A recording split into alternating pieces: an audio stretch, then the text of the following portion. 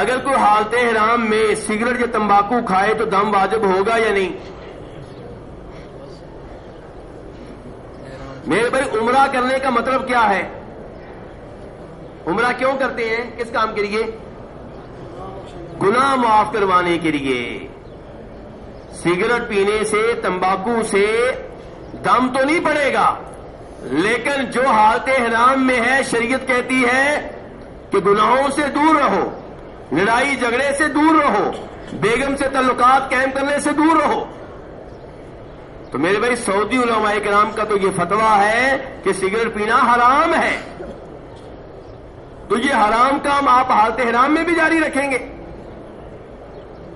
میرے بھائی عمرے کو آپ سنہری موقع بنا لیں کہ میں نے عمرے کے بہانے سگریٹ سے جان چھڑا لینی ہے، مکہ مدینہ میں آیا ہوں اسی بہانے میں نے سگریٹ سے جان چھڑا لینی ہے۔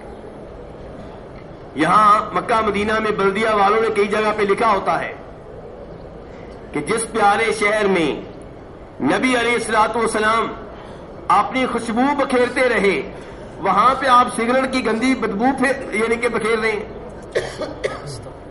جہاں پہ آپ کی خوشبو مہکتی رہی، آپ جس مکہ مدینہ کو اپنی خوشبو سے معطر فرماتے رہے، وہاں پہ آ کے سگریٹ کی گندی بدبو جو ہے وہ پھیلا رہے ہو۔ تو اس لیے میرے بھائی سگریٹ سے توبہ طیب ہو جائے۔ کب سے ہو رہے ہیں؟ آج سے، لیکن وہ بول رہے ہیں جو پہلے ہی نہیں پیتے۔ جی ہاں جی، چھوڑ رہے ہیں آج سے، پیتے ہی نہیں۔ وہی بات ہوئی نا، وہی بات ہے، پھر حاجی صاحب نے وعدہ کر دیا ہے، یہی تو میں کہہ رہا ہوں۔